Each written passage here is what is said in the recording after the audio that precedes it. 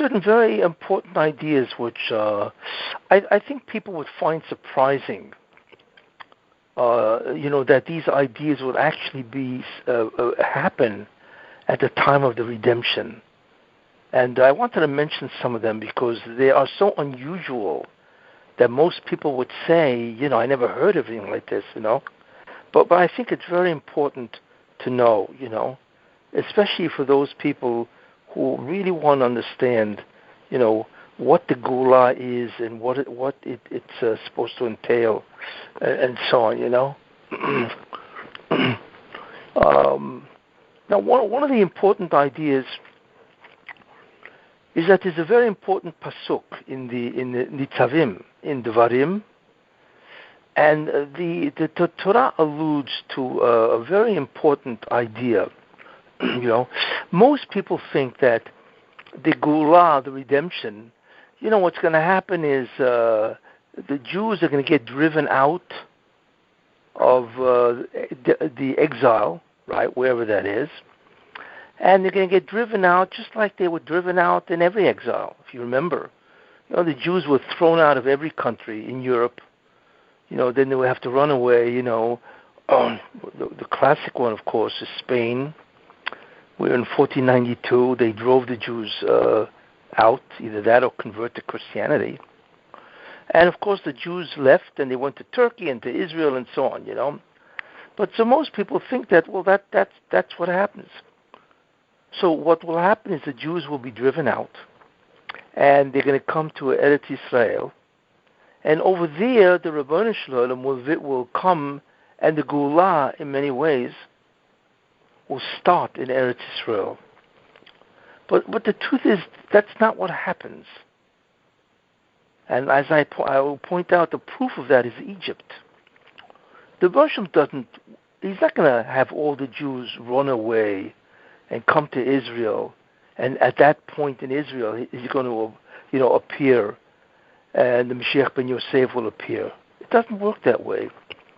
What's going to happen, and the pasuk indicates that, where God says, Im nidachacho, even if your exiles are at the end of heaven, which is an interesting expression actually, but even if they are at the end of heaven, misham, from there, you see, even if your outcasts are all the way spread all over the globe, actually, which is really what the situation is, misham, from there, which means the end of heaven, ikabetzcha, God will gather you.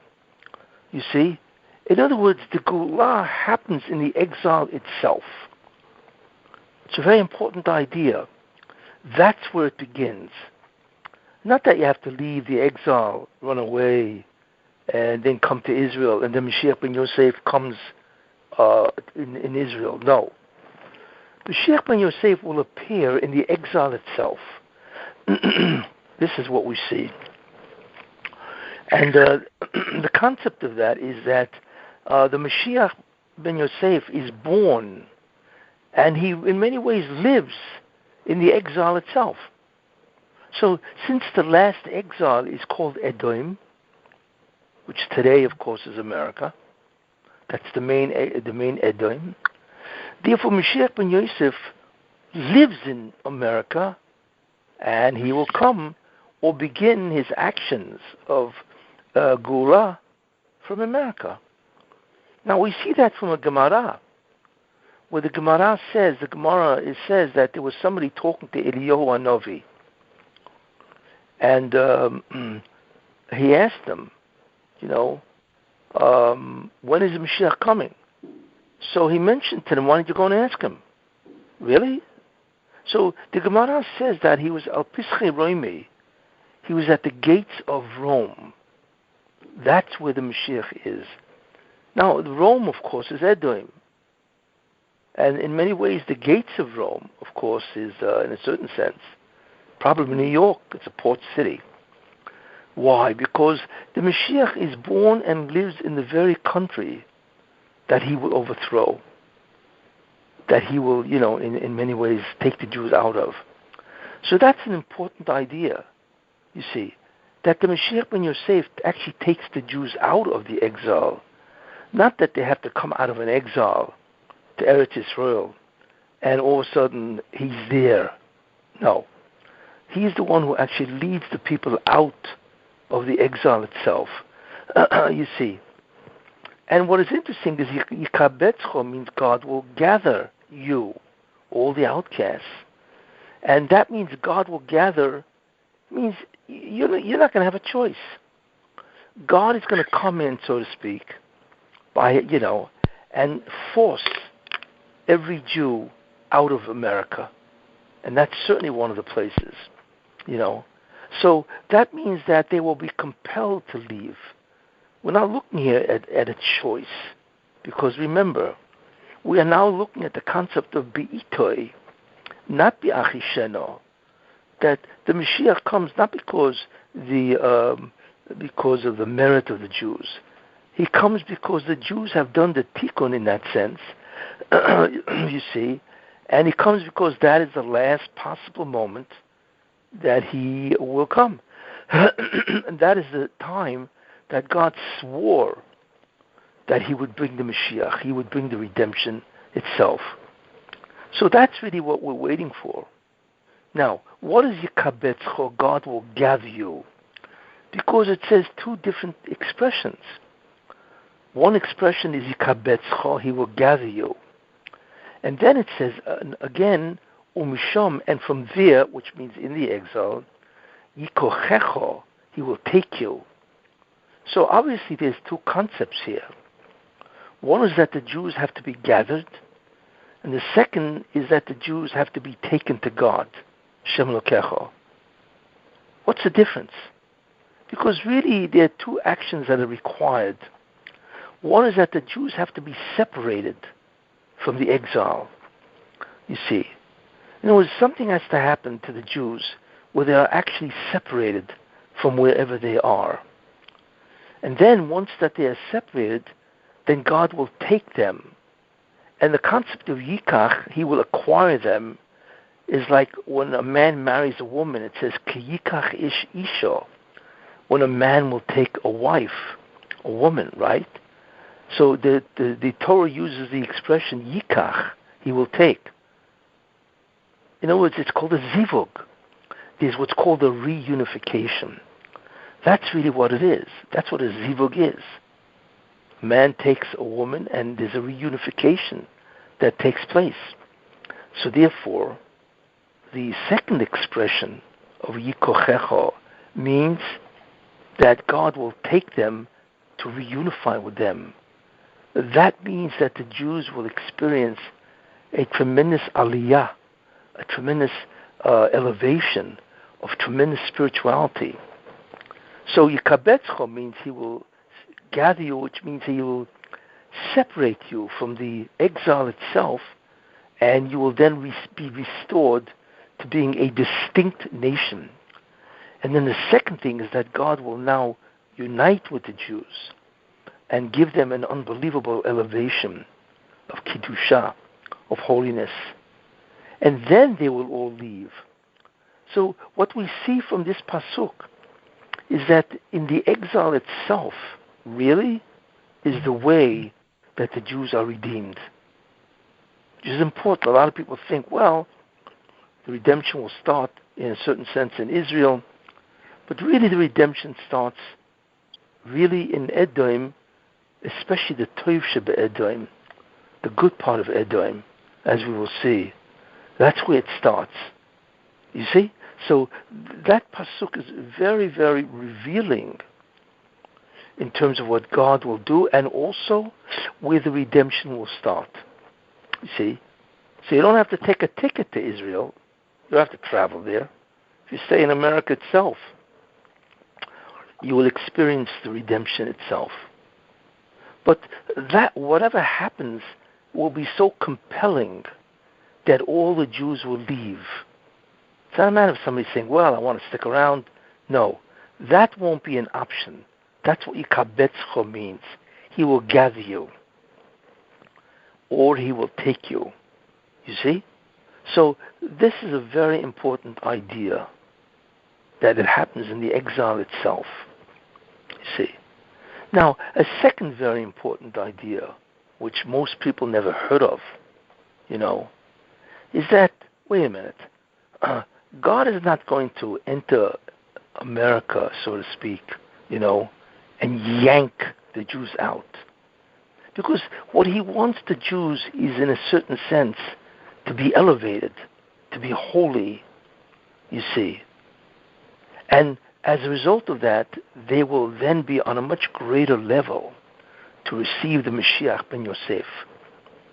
Because I once mentioned, very important idea, people think that the Mashiach ben Yosef, well, actually there are two what's called periods of time in the life of Mashiach ben Yosef. One is what's called Kilkuloi, that the Mashiach ben Yosef is in a state where he's degraded. And that's part of the Yisurin, the suffering of the Mashiach himself. That he's degraded in the sense that he's an individual that has incredible spiritual potential, but all of it is blocked. And he realizes that there's something wrong because he sees other people as being successful in their spirituality. But he himself cannot. And that produces an enormous amount of suffering. And that suffering that he experiences, which is called the Kilkuloi, in his degradation, is part of the kapara, the atonement that the Jews need in order to leave the exile, you see. So that's the first tikufa, the first period of time, or let's say stage one in the life of Mashiach ben Yosef. A stage in which he is, in a certain figurative sense, he's a prisoner, because he cannot expand, extend, or actualize his potential. Then he goes to a second stage, where he is released from that prison, which means that whatever's keeping him bound ends. And then what happens is that he now can begin to grow. And he receives a tremendous siyata d'shmaya, tremendous divine assistance to grow. And because of that, he's able to grow to an unbelievable level. And the level is, the Midrash says what the level is. Because it says in the Pasuk, in the Yeshaya, Hine Yaskal Avdi, behold, my servant will grow wise. And then it has three expressions of growth. V'yorum, v'niso, v'gova me'oid. So the Midrash asks, why are there three? But the question is, what does it mean, my servant will grow wise? And what that really means is, the Targum says, Malka Mashiach. That refers to the Mashiach himself. And grow wise is a very important idea. You see, Yaskil, Haskalah, which means intellectualism or wisdom. Because the essential prisoner, which is a very important idea, the essential prison that the Mashiach ben Yosef has, and the reason why he cannot grow in holiness is because he is limited intellectually. That means in many ways, he cannot learn Torah. It's very difficult for him to learn Torah, and there's reasons for that. But the fact that he remains tremendously ignorant is the essential idea of what he goes through, his suffering. That's why it says, Hine Yaskil Avdi, my servant will grow wise. It doesn't say, behold, my servant will become holy. Right? That's what you would think. But it says that he will grow wise because all of a sudden, from somebody who had tremendous difficulties in learning and therefore growing through Torah, he will all of a sudden be freed from those impediments to know, to learn, and he will be able to grow tremendously and be incredibly successful in Haskalah, which is knowledge, you see. So that's a very important idea. Now, since he grows in knowledge, right? So the Midrash says, how great will his growth be? What do we mean when he's freed from prisons? Like the door opens in a prison cell, and the door opens and he can walk out. You see. And that is called the Pikidah. When the Mashiach ben Yosef is released from his bondage to ignorance, that is the Pikidah. But then the next stage is where he grows. And the Midrash says there are three expressions in the Pasuk, in Yeshaya, Hanavi. So the Midrash asks, well, what are these stages of growth? So the Midrash says that the first expression, V'yoram, right, and he will be exalted, says that he will grow where he will be greater in Torah than Avraham Avinu, than Abraham. Now, we don't even know what Avraham Avinu was. Obviously, he was incredible, But the Mashiach ben Yosef, and that's really who it's referring to, will be greater than Avraham Avinu. Can you imagine what that is? Imagine being in the same room as Avraham Avinu. But then the Midrash says, what about the second expression? V'niso, and he will be lifted. So the Midrash says something which is very hard to believe, that he will be greater in knowledge and therefore holiness than Moshe Rabbeinu. Now, Moshe Rabbeinu is unique. We have no idea of what this person was. Chazal describe him as Chatzi Ish, Chatzi Elokim. He's like a half man, half God, half divine. We have no idea. When he came down from Sinai, his face shone. You couldn't even look at his face, because that was the incredible Kiddusha, right, that emanated from his head. So we're looking here again at the concept of Chokhmah, the knowledge, because Moshe Rabbeinu at that point in time almost was Mashiach ben Yosef. He wasn't, because Klal Yisrael, Jewish people, sinned at the golden calf. But notwithstanding that, he had achieved an unbelievable knowledge and therefore tremendous holiness, you see. So therefore, the Midrash says that the second expression of growth, V'niso, means that the Mashiach ben Yosef will be greater than Moshe Rabbeinu. Now we can obviously not comprehend what that means. We could understand what that means even, Then the Midrash says, well, what about the last expression? Rabbi, where it says... louder, please. Say that again? Talk louder. I should talk louder? Yes. Okay. Where he will say, so the third expression, where he will be, the third growth expression. So the Midrash says that, what does that mean? And that is that he will be greater than the Malachim, than angels. So it's astounding to mean that you're going to watch a person who is a human being that actually comes across as greater than an angel. You imagine?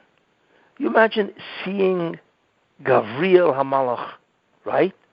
Or Michael, or Raphael, or any of these Malachim. You have no, it would be unbelievable, astounding, So could you imagine seeing a human being that is greater than the angels themselves?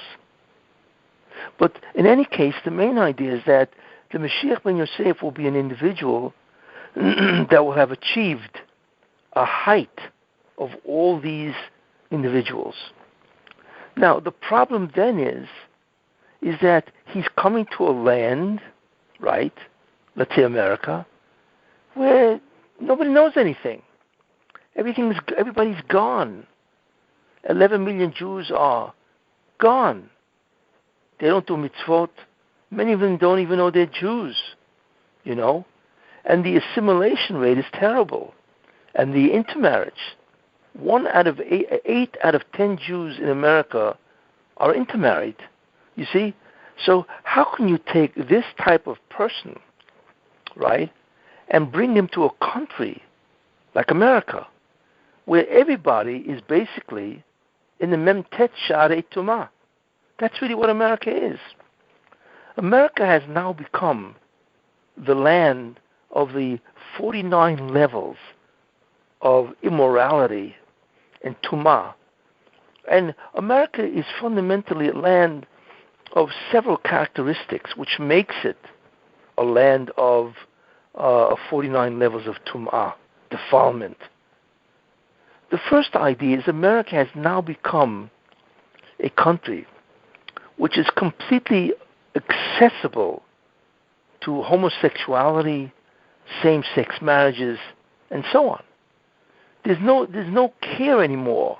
In fact, they've even done away with the concept of a biological sex. And now you decide what you would like to be. You see? You want to be a man? No problem. You want to be a woman? No problem.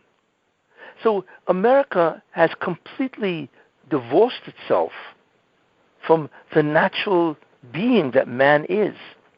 And it has now engaged in that which, according to the Torah, is death. You see? So we're talking about complete immorality in America. The second thing America, characteristic, which is again Tum'ah, is the concept that America is steeped in materialism and pleasure. Basically, that's what American is all about. How to get ahead in life.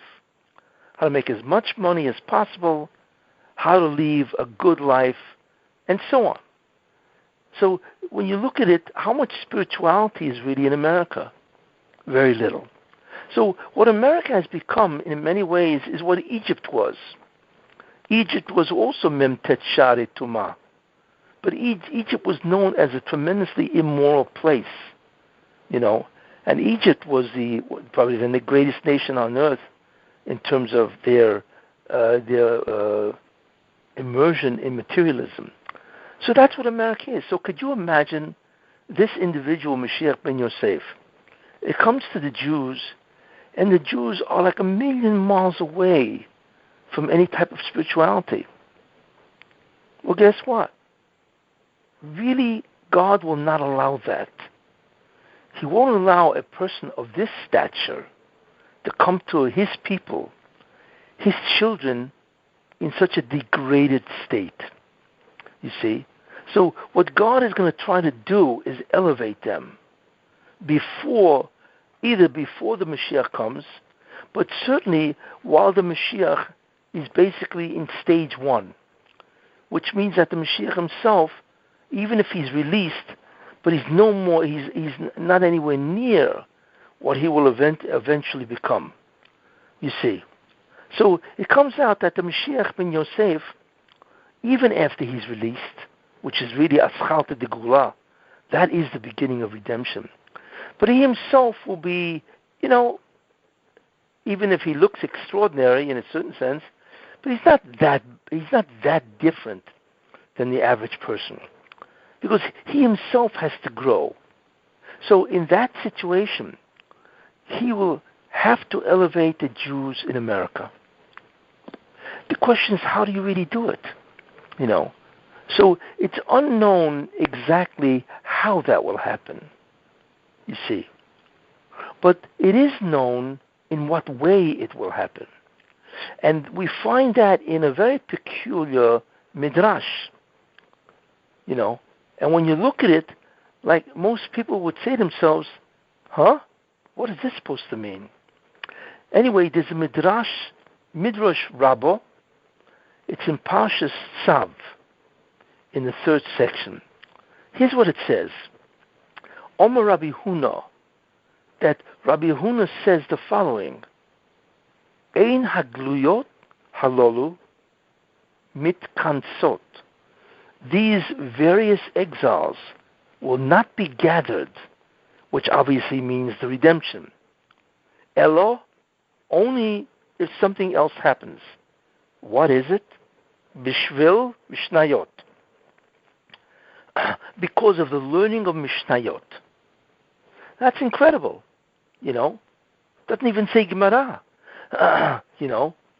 What it's saying in a certain sense is that it is Mishnayot, the learning of Mishnayot, that will be the merit that will allow the Jews to gather and leave the exiles.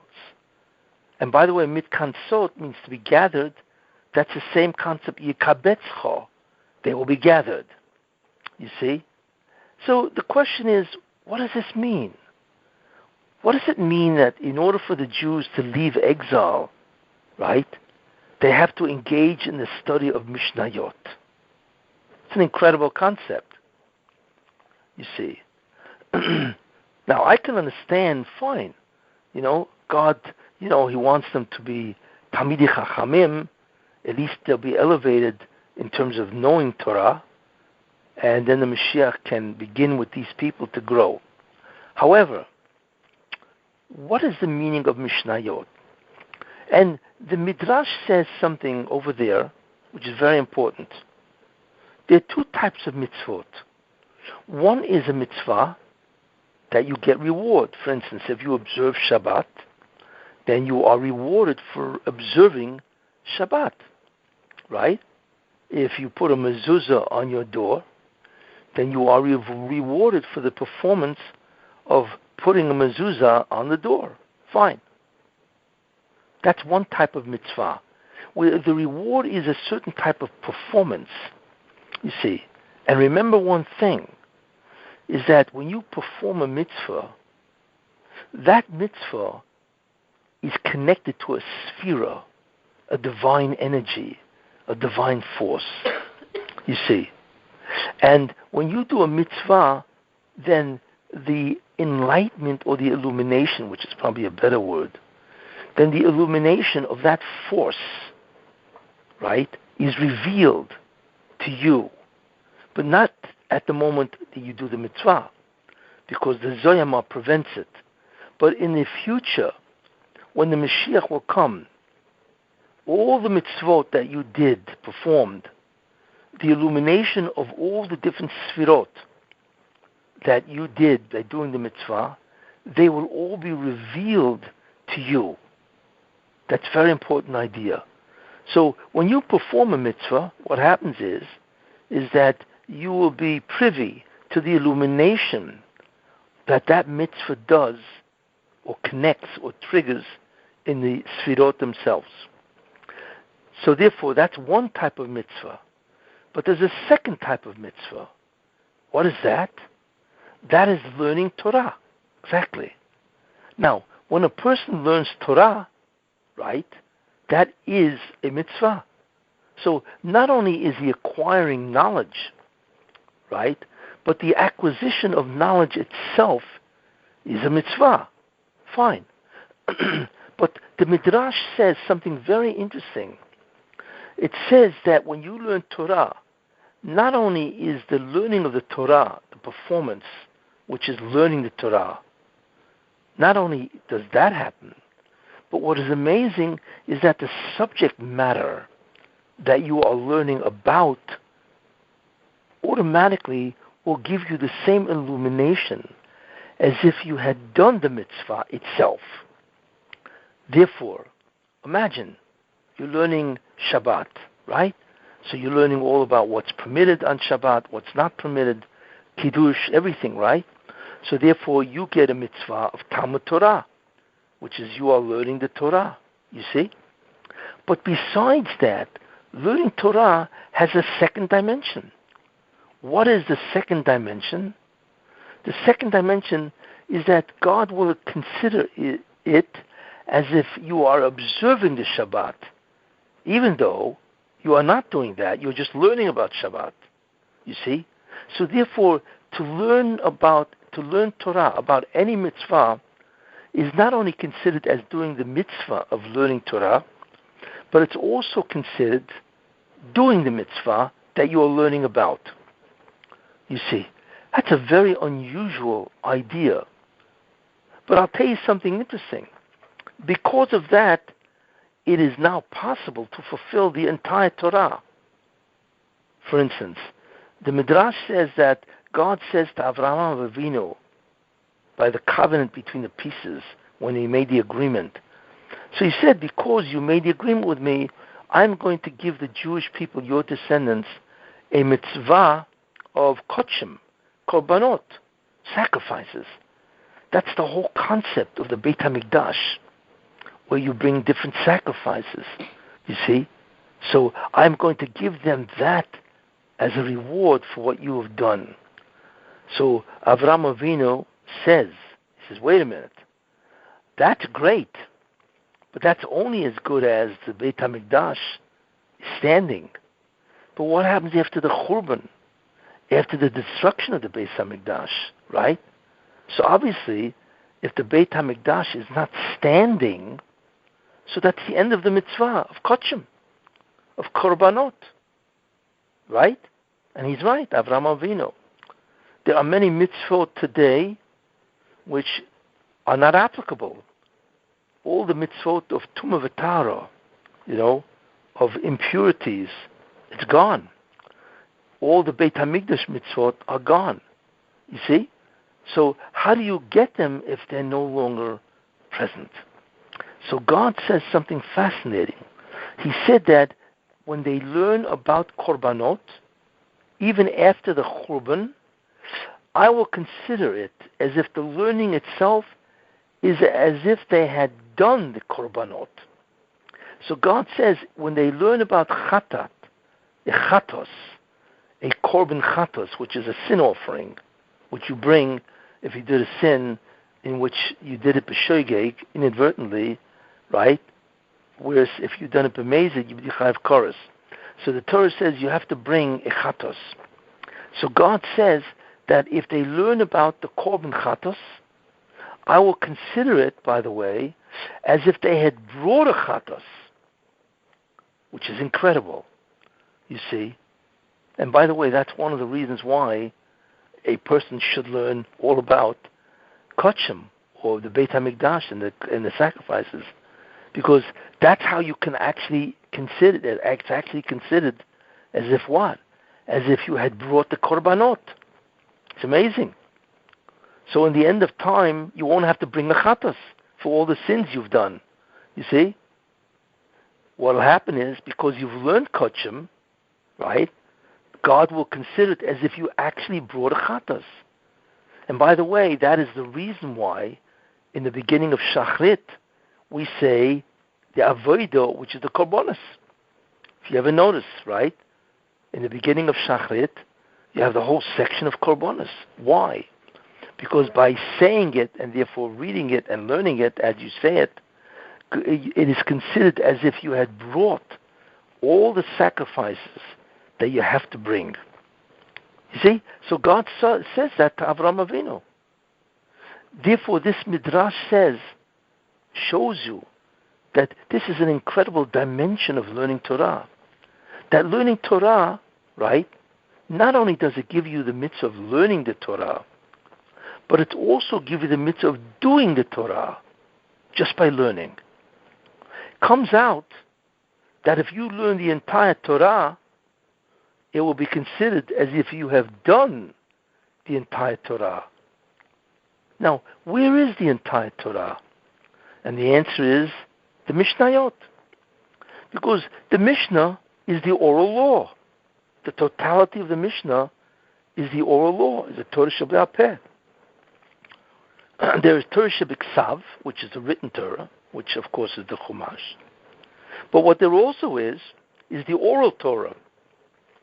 Now, as we know that there are thousands of details that are not in the written law, but they're all part of the oral law, which is the Mishnayot and the Gemara. You see? So it comes out an incredible thing, that by learning all the Mishnayot, it is considered as if you would have done the totality of the Mishnayot, which is the totality of the Taryag mitzvot, right? The 613 commandments. Because that's really what the Mishnayot deal with. You see? And therefore, if that's the case, then that's what they mean. That God wants to elevate the Jews before the Mashiach ben Yosef comes in his stage 2 level. But how? Everybody else on? Hello? Yeah. Continue. So what we see is how God is going to do it. What he is going to do is allow the people, the Jews, to learn the Mishnayot. And through that, they will at once be given the reward of learning Torah, and at the same time, they will be given the reward of doing the mitzvot itself. You see, therefore, they would have elevated themselves through the Mishnayot, and because of that, they will now be elevated, and because of that, then the Geulah, the redemption, can actually start. You see the logic, you see how it works, you see? Now you understand why you need the merit of Mishnayot in order to be exiled, in order to relieve the exile, in order for the redemption to happen. Because that's basically the only way that you can learn the entire Torah, and not only that, but it will also be considered as if you had performed 613 commandments. So we now see an amazing thing. We see how God is going to elevate the Jews at the end of time. Will allow the Jews not only to know the Torah, and therefore to receive the reward of Limud Torah, but also to have done the Torah. So it's amazing that there is actually a way, without doing the mitzvot in a certain sense, that you can actually be considered as if you would have observed and fulfilled the entire Torah. That's what this Midrash really is alluding to, which is a very important idea. Now, most people would say, wait a minute, but Mishnayot, there's a lot of Mishnayot. Do you know how many Mishnayot there are? There's 4,192 Mishnayot in the entire Shas, which means the entire Gemara. The average amount of halachot in each Mishnah, because a Mishnah is basically a paragraph of halachot. It's a collection of halachos arranged in a paragraph. The average Mishnah has approximately about 8 halachot for each Mishnah. Well, think about that. If there are 4,192 Mishnayot, and each one has 8 halachot, so 8 times 4,192 Mishnayot, it gives you an enormous amount. It gives you almost, let's say, about 33,000 halachot. You see? So you may ask, wait a minute, how in the world can anybody learn, certainly in a short amount of time, of the redemption? We're not talking here about years. But how could they learn all Mishnayot so quickly? Now, you have to remember one thing also. A Mishnah is an abridged version of halachot. Because Rabbi wrote, not a textbook, but he wrote a record of the oral law. So, because there was no printing, remember, printing was discovered, I think, in 1350 by Gutenberg. But before that, books were a very rare item. Why? Because in order to have a book, you'd have to have what's called a manuscript. You would have to write it out. Well, how many times can people write out? You know, today you can publish books by the millions. You see? In those days, before the printing press was invented, obviously, you know, how many books can there be? How many sets of Mishnayot can there be if you couldn't print? Because there was no printing. And the answer is not many. Therefore, what Rabbi had to do was what? He had to condense the Mishnayot. So he had to leave out an enormous amount of material, you see. So could you imagine if Rabbi put in Rabbeinu HaKodesh, Rabbi Yehuda Nossi, who wrote the Mishnayot, imagine if he filled out all the halachot that were necessary, the background information, all the necessary information of each Mishnah, there wouldn't be 4,192 Mishnayos. There would be probably close to 500,000. If that was the case, there would be only one set in existence, which obviously cannot be. So therefore, he abridged the Mishnah, you see. So therefore, the Mishnayos really have over 100,000 different yediot, over 100,000 halachot in the Mishnah. Even though what's written down, right, is only about 33,000 halachot. But really, the Mishnah, when you add everything that's left out, because there was no printing, you're looking at over 100,000, maybe even 200,000 halachot. That's an enormous amount of material that's missing. So the question then is, of course, then how do people learn the Mishnayot? It would seem that it would take years to go through it, But there is a way, which is very interesting. And I discovered this way many years ago. It's called a map. What is a map? A map is let's say a document in which you have geographical points. Let's say you have a map of New Jersey, right? So it has all the geographical points of New Jersey, right? But it also reveals not only the geographical points, a river, a street, a neighborhood, a city, and so on, a town, but it also reveals the relationship between the points, and that is called distance. But it also reveals a third idea, which is called not just distance, but orientation. Is it north, south, east, or west of any given point? So when you look at a map, it's amazing how much information is contained in a map. But you can actually study a map because it's all incredibly organized. You see, so it's possible to learn a map because it's so super organized, even though it has so many different pieces of information. You can go much quicker, you see.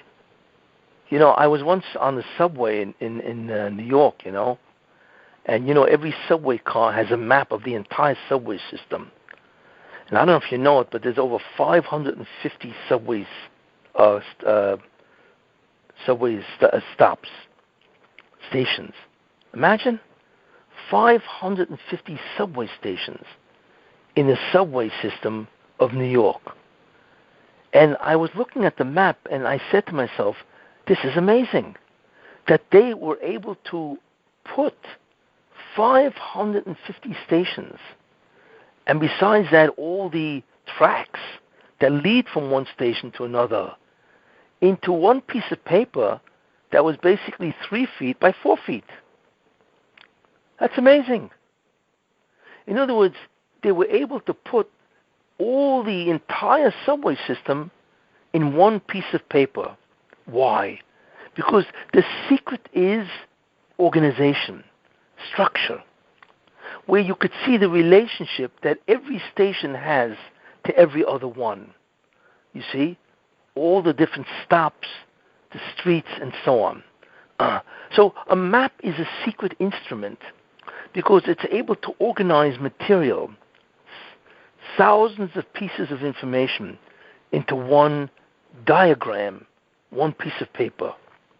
And not only that, once you have it all organized in one piece of paper, you could study the whole map. It doesn't take that long. I mean, you could study the entire subway system in a week.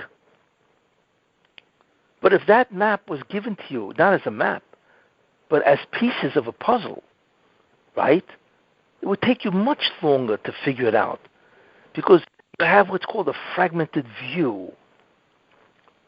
Imagine I give you a 1,000-piece jigsaw puzzle, just pieces, and I say to you, put it together.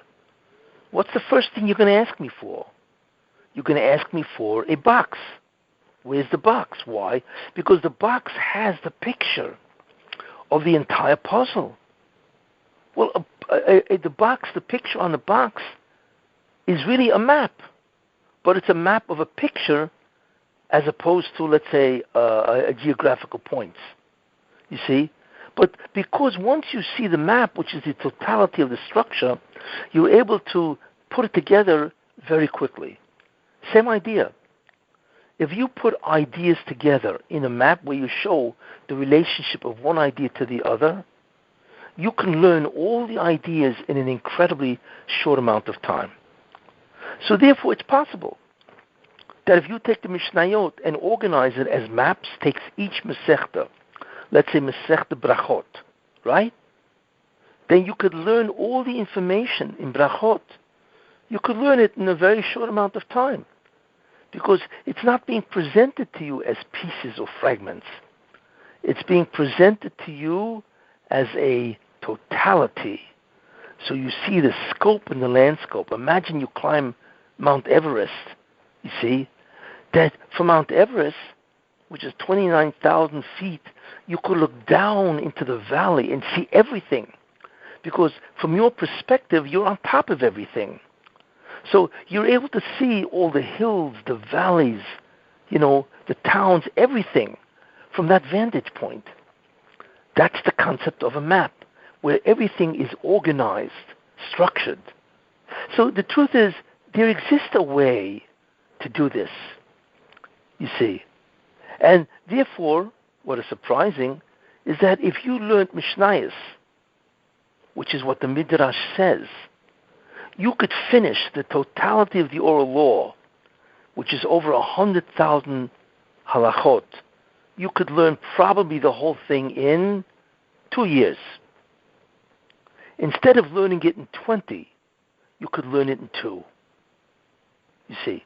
So that's a concept which I'm introducing, that information itself can be super organized.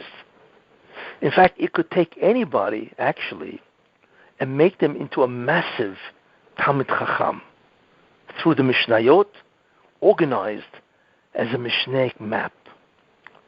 That would revolutionize Torah education, because it would make any kid a master of the oral law in 2 years.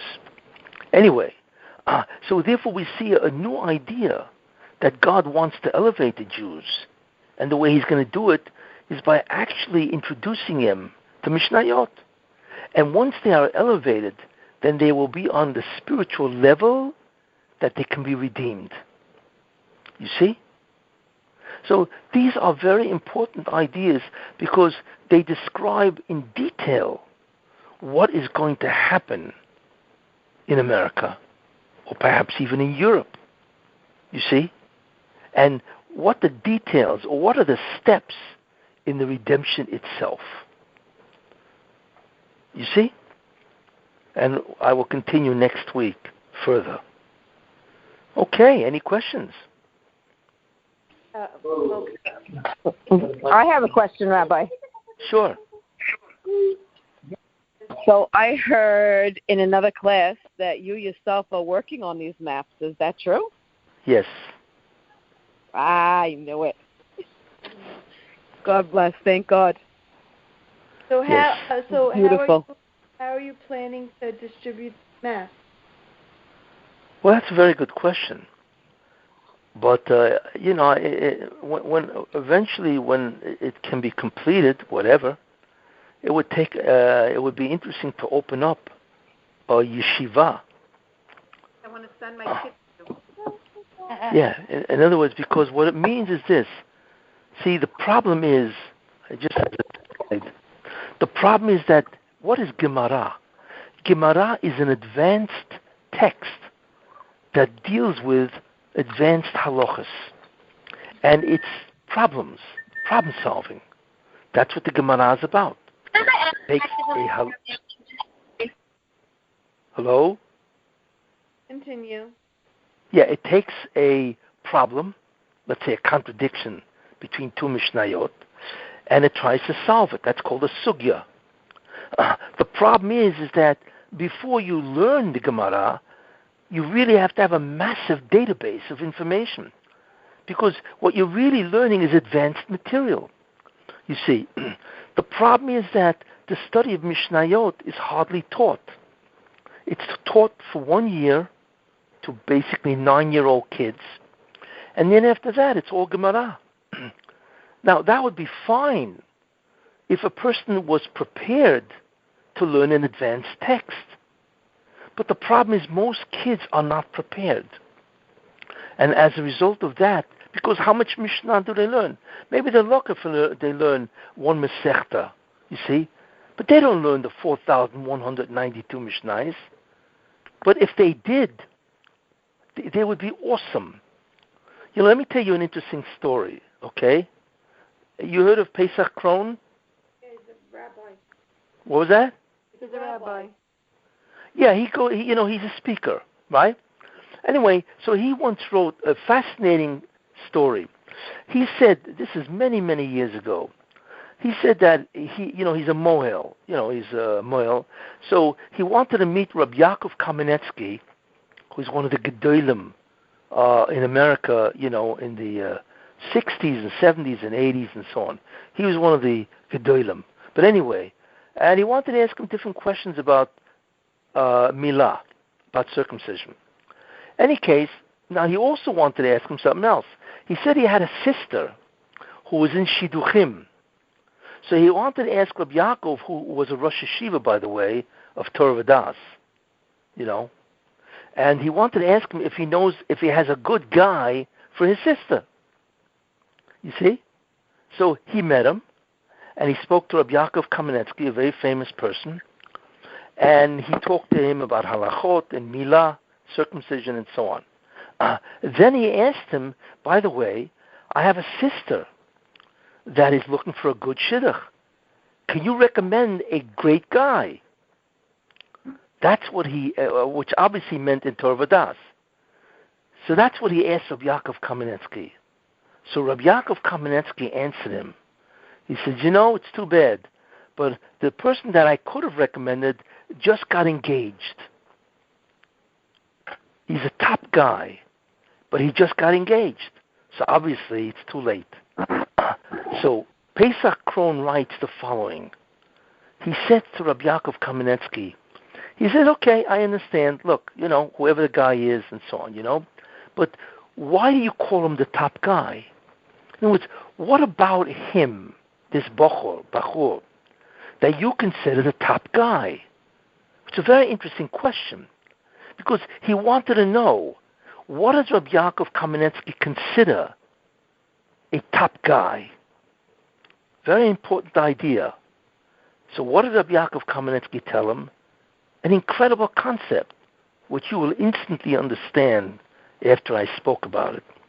He said, I'll tell you, this guy who is a top guy in the yeshiva, and he was young, because obviously now he's 19, 20, but when he was young, his father learnt with him, this child, the entire Shisha Sidrei Mishnah, the entire Mishnayot, all 4,192 Mishnayot. And this guy remembered it because he reviewed it many times. And therefore that gave him an unbelievable edge above all the other guys. You hear what he said? What he was saying, Rabbi Yaakov, is a very important idea. That in order to be successful, you have to have sequence, preparation. You cannot learn advanced material before you learn the basic information. And even if you have the basic information, you have to accumulate a tremendous amount of it. You see? Look, if somebody wants to go, let's say, for engineering, you can't take courses or read journals in engineering. You need to learn the basics of physics and mathematics and maybe chemistry. You have to learn the basics first. Once you have the basics, then you can go into the advanced textbooks. You see? It's like imagine a guy wants to go to law school, but he doesn't have the money, and law school is 3 years. So what he does is he somehow gets his way into third-year law school. So he skipped 2 years. So he gets into third-year law school, and the professor gives a quiz, let's say at the end of 2 weeks. And the guy takes the quiz, and he gets a 5, which is terrible. So he goes over to the professor and says to him, I don't understand. I studied for this test. Why did I get a 5? So the professor looks at him and says, you're right, that's odd. How did you do in the first 2 years of law school? Because law school is 3 years, and he was in the third year. So the guy says, what? I never went to the first 2 years law school. So the professor looks at him and says, are you crazy? You need the preparation. You need the basic information first. Third year law school is advanced. That's why you got a 5. One of the main reasons why people who go to a yeshiva find it so difficult is because they are totally unprepared with a basic database of knowledge. Where do you find this database? You find this database in the Mishnah. And that's why it says in Pirkei Avot, Perek Hey, I think it's Mishnah Chof Aleph, it says, Ben Chomesh Lemikra, that at 5 years old you learn Tanakh, Ben Esel Mishnah, and then at 10 years old you learn Mishnah, and then Chamesh Esrei, and then at 15 years old, that's when you learn Gemara. What the Mishnah is saying is that if you want to be successful, there's a sequence. You need to learn the basic information first, then you can learn the advanced material. And therefore, that is what's lacking. That's why it would be great in many ways to have a yeshiva that would emphasize the learning totally of Mishnayot Be'iyun in depth, not superficially. And meanwhile, you could also learn Gemara. But there has to be a seder. There has to be a time period in the yeshiva which is dedicated to learning the database, the totality of Torah Sheba'al Peh, oral law, which is the Mishnayot. And remember that in 2 years, using these types of maps, you can create a massive Talmud Chacham in 2 years. And he would know over 100,000 halachot. Could you imagine learning Gemara after he knows this? You see? So that's basically what it is. There is a way to master the entire oral law. And based on this midrash, to learn it that way is not only to learn it, but it also means to do it. Based on this midrash, that learning Mishnah is not only learning it, it's also doing. So the secret of somebody becoming an incredible Talmud Chacham, the secret of real success in being a Talmud Chacham, is to learn the Mishnah Be'iyun in depth first. And with a Mishnaic map, all it would take is 2 years. What's 2 years? Imagine a guy goes to high school. So at the age of 13 and 14, he finishes the whole Mishnayot. And then right then and there, he's a massive Talmud Chacham. You see? Anyway. Schools. What was that? Aren't you spreading this to the yeshiva? Well, that's a good question. Because they don't... Why is limited to only opening one yeshiva? Why not putting it into publications and go to Art Scroll? Very good. That's excellent. My intent is, once it's complete, is to disseminate it not only in yeshivot, but to disseminate it on the internet, on the online. One guy can get online and teach 1 million people at one time. You see? Yeah. Sure. But the beauty of it is that something which is organized in a structure, like I demonstrated with a subway map, can learn something in tremendous speed because it's so beautifully organized, you see. So that's why it would only take about 2 years. So could you imagine if this type of curriculum was available on the internet, online, or one person can go to a city and teach Hilchot Shabbat in 1 month, right?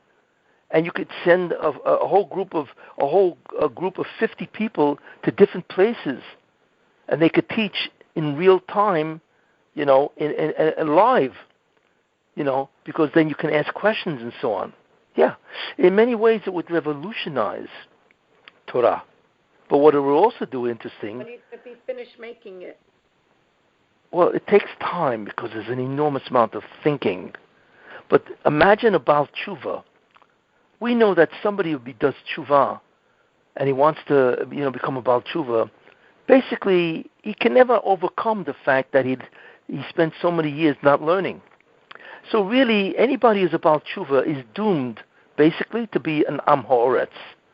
Because he can't, how much time can he put into it? You see?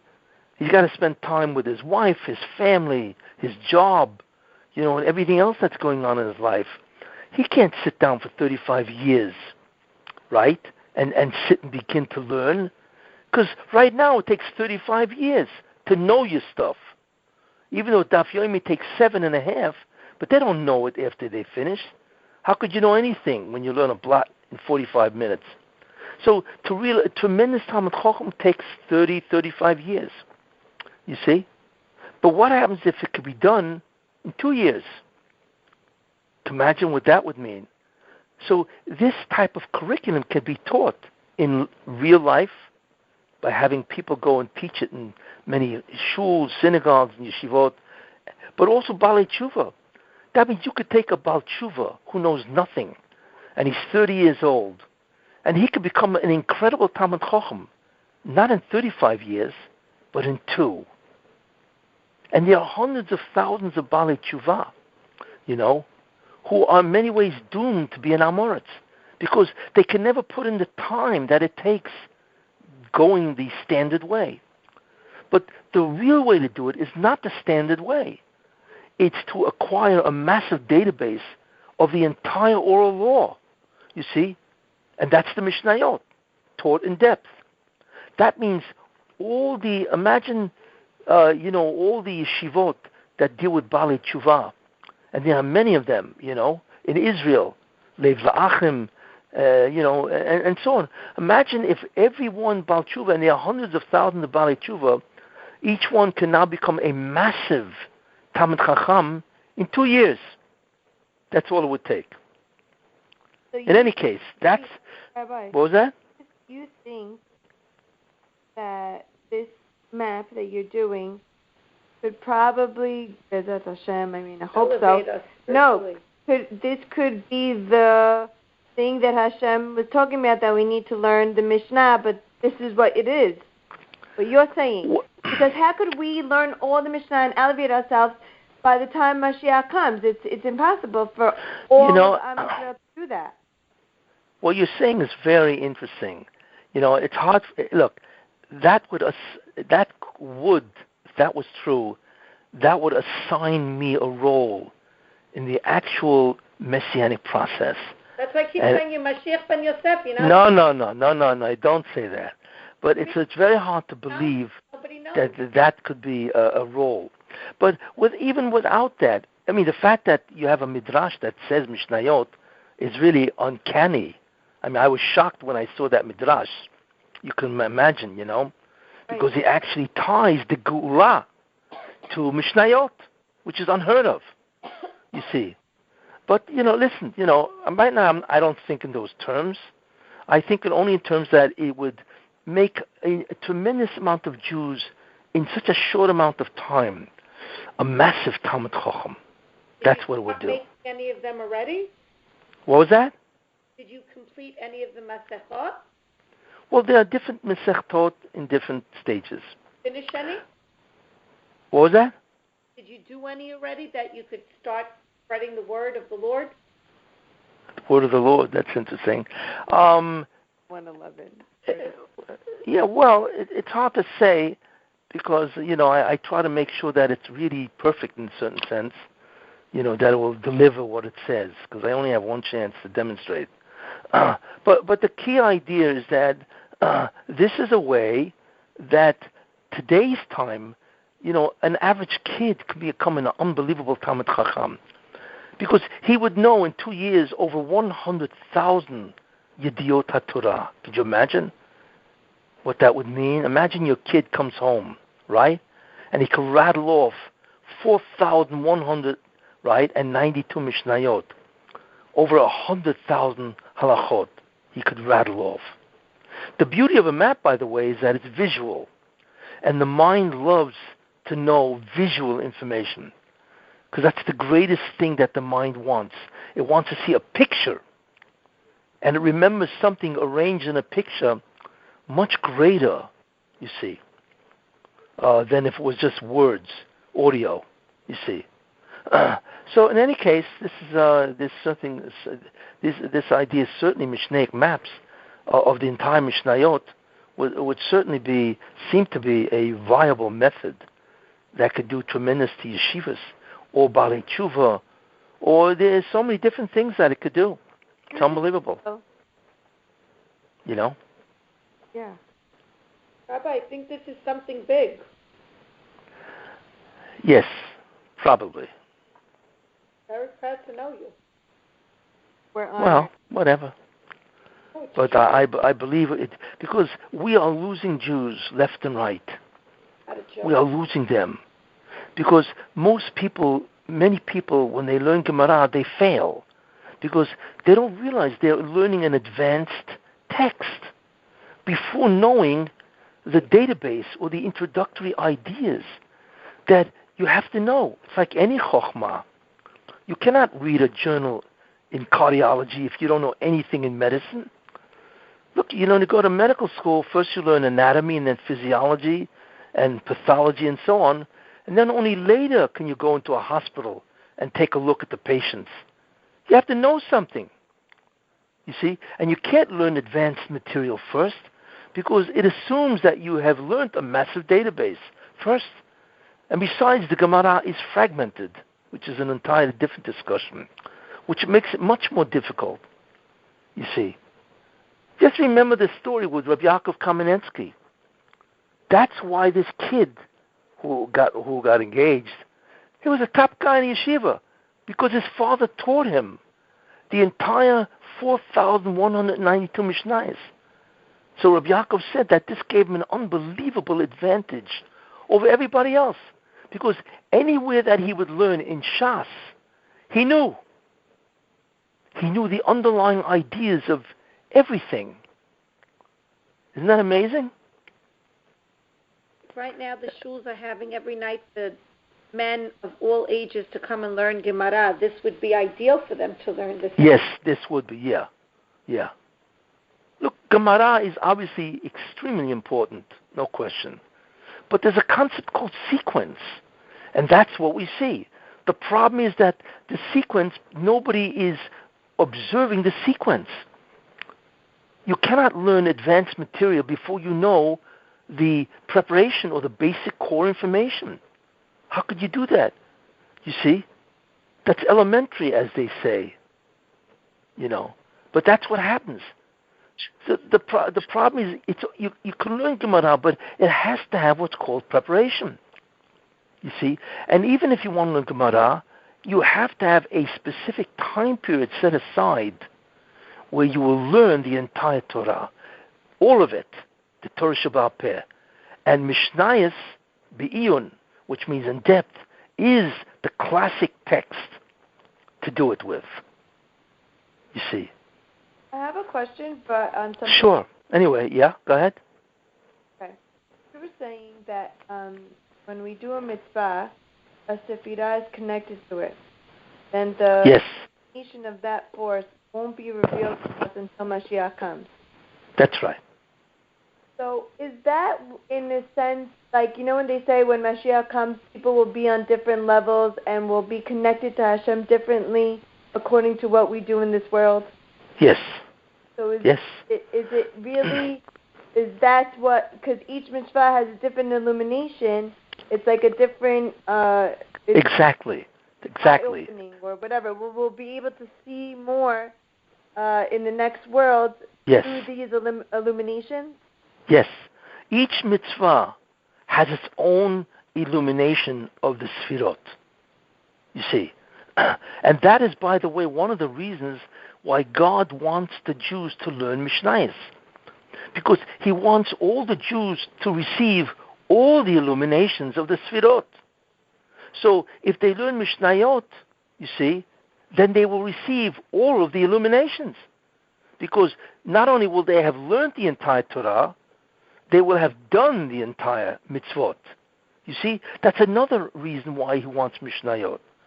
Because that's the only way, since a person will receive the illuminations only of what he learned and practice, then God wants every Jew to learn, to be able to receive the illumination of the totality of all the Sfirot, you see. And that's another reason why we see why Mishnayot is so important, you see. He's not going to bring the Mashiach until we are elevated to learning more Mishnayot. Yes, correct. Okay. I hold that's the rehabilitation. God wants to rehabilitate the Jews. You know, when somebody's sick, for instance, in a hospital, right? He can't just go from the hospital to his house. He's got to go to rehabilitation, whatever that is. Physical rehabilitation, whatever. You see? Same idea. You can't take a people that know nothing, never did mitzvot, which is the majority of the Jews today. You can't expose them to an incredible Kiddusha, which is the light of the Sfirot. It'll kill them. So then how do we get to them? So that's what I'm saying. That's where your map is in. I understand. Well, the map could solve that problem. That is true, yeah. But the main idea is that the Midrash, that's what lays away the foundation of the whole concept, that Mishnayot is critical for the Geulah. That's what he says, you see, which is amazing. That he doesn't say Bishvil Gemara. But you see? Still, how do you get to those people that know nothing? How do we get to them? I'll tell you, it says, V'eshpoich ruchi al kol boso. In the end of time, God says, I will pour out my spirit. Right? But I'll tell you how it can happen. It's really a combination. It's a combination that God has to pour out his spirit and get everybody enthusiastic. You remember it says in the Navi, and on that day there will be a famine, right? Yes. And a thirst. Yes. And the Torah says it will not be a famine for food, right, for bread, for lechem, and for drink. It will be a famine to know the word of God. Now, we don't know how that's going to happen, but something's going to happen where all of a sudden everybody's going to want to learn Torah. But it's going to happen miraculously. We're not dealing here with an ordinary circumstance, you see. And that's what it says in the Navi, that on that day there will be an unbelievable hunger, not for bread, but to know the Word of God. Now, the way it's going to happen is God says, V'eshpoich ruchi al kol boso. I will pour out my spirit, right, on all flesh. And what that means is that this is beyond Teva, the Ma'ila min Teva. That all of a sudden there will enter in the world a tremendous spiritual, sort of like a spiritual spirit, and all of a sudden everybody's going to become interested in spirituality, you see? And besides, there is a way to do that. You know how? I'll tell you how. It's called the pyramid method. What is the pyramid method? A pyramid is what?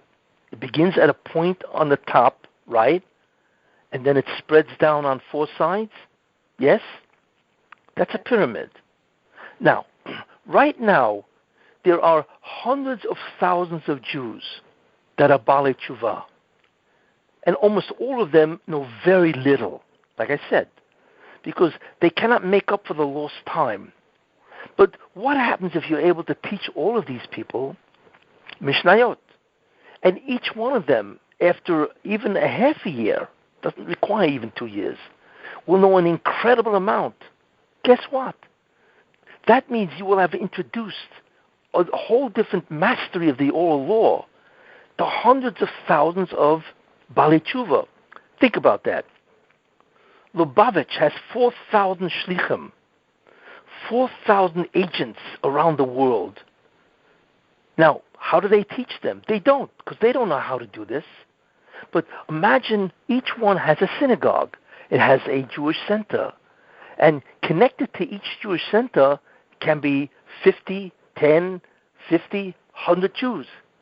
Imagine if you recruited Lubavitch, where this entire curriculum could be brought out to the entire Lubavitch movement. That means automatically you would have hundreds of thousands of Jews experiencing the totality of Torah in 2 years. Then you have an organization in Israel called Lev Yachim, and they have thousands of people who they go and teach. So they have thousands. Then you have a thing called Arachim. You heard of Arachim, right? No. Well, Arachim is a whole organization that deals with Balei Tshuva. And they have thousands and thousands of people. But their problem is, how do they make them a Talmid Chacham? So you would go to them. In other words, there are enough Balei Tshuva yeshivas, you see. There are enough people who are connected with Jews, not all the Jews, hundreds of thousands of Jews that are dying to become Talmidei Chachamim. Now, so imagine if you are able to make them Talmidei Chachamim with the whole concept of a Mishnaic map. So all of a sudden you would have 500,000 Jews that are unbelievable Talmidei Chachamim. Then they themselves would go and speak to their friends. It would pyramid, you see? Because the interesting thing is that there are enough people now to satisfy the requirement, you see, where Jews would become interested. The problem is it takes 35 years to become a Talmid Chacham, you see? So most people themselves are, in a certain sense, turned off. What are they going to tell a guy? Come with me and learn? Yeah, okay, I'll learn. How many years will it take? 35. Who's going to invest 35 years in any field? But what happens if there was a way to do it in just a couple of years? And what happens, and that there's enough people out there that would be dying to know the Torah. If they're already out there waiting, but there's no solution. And to tell them to go to a yeshiva and sit there for the next 20, 30 years, that's not an answer. So therefore, by starting with what you have now and building on that, then your 300,000, 400,000, 500,000 Jews would multiply, you see? And together with the Eshprech Ruchi al Kol Basar, where God would send down a spirit, and that is what the redemption is about, then the wherewithal for every Jew to learn and become a massive Talmid Chacham. And therefore all of them would be subject to the illumination of every Sphira. Could you imagine what that would do for the Jewish people? But this is how you could do it. Did you do any of them yet? What? Do any of them are completed? Well, some of them are near completion. But you have to remember one thing. The problem is I'm a loner. I'm the only guy doing it. You see? Because believe it or not, most people cannot synthesize. They cannot organize. Especially when it comes to knowledge. You see, people are taught to analyze. Analyze means to break down an idea into its parts. So people can do that because they're taught analysis. But people are not taught synthesis, which is to put things together. You see? In other words, if I give you an idea and I tell you to analyze it, you know, a lot of people can do that because that's what they've been taught. But what happens if I give you a detail and I tell you, well, figure out the general principle? Most people are lost. They can't do it. They cannot reverse that because they're not trained to do it. So the problem then is, basically I'm the only guy doing it. And for me to do it, I would need a certain amount of, it's like you need a team, to be able to do it, People, where are you going to find them? I don't have a problem finding people. The real problem is money, funding, because you have to pay people, you see. then why don't you... So that's the real problem, is funding. Rabbi, Yeah. how much do you need? I can't hear you. What? How much do you need? How much funding would I need? It's an interesting question. Well, it would be an entire setup of a team of people, different people at different stages being involved. It's like Art Scroll. Every time Art Scroll comes out, there are 50 people involved in producing one Gemara. I don't know if you know that. We think that Art Scroll comes out, no big deal. No, I once spoke to them. There's a whole team of guys.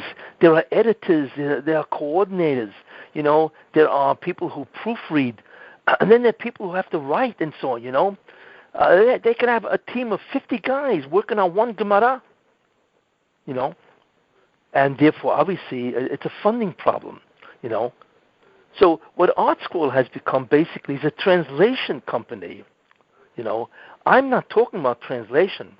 I'm talking about revamping and creating a textbook, based on the Mishnayot that looks like a map. And that takes time. To help you? What was that? Did you go to the rabbis? Unfortunately, that does not help. Because they don't look, I don't want to speak in any way negative, but this project. Most people don't understand the problem in yeshivot, and they're stuck to what's called the Masorah, which they think is the Masorah, the tradition. People think that the best way, the traditional way, is to learn Gemara all day long. And what I say is, it's certainly not. Look how many people don't know what's going on in a yeshiva.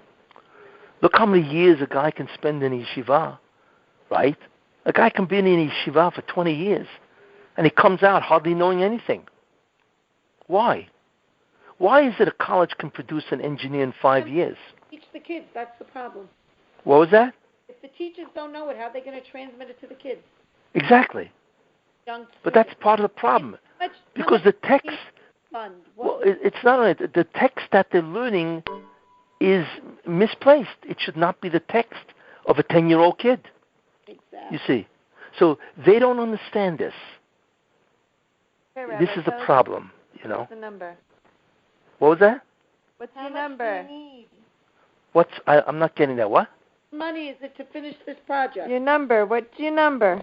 Oh, the number. Well, to be realistic about it, I would imagine it requires several $100,000 because you have to pay people's salaries, and then you have other things, equipment or a place where you have and so on, But the biggest expense probably is people's salaries.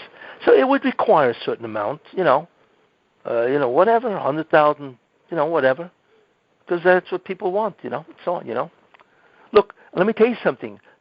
Art Scroll, I once asked, Art Scroll has 73 volumes of the Art Scroll Shas. Okay? Each volume cost $250,000.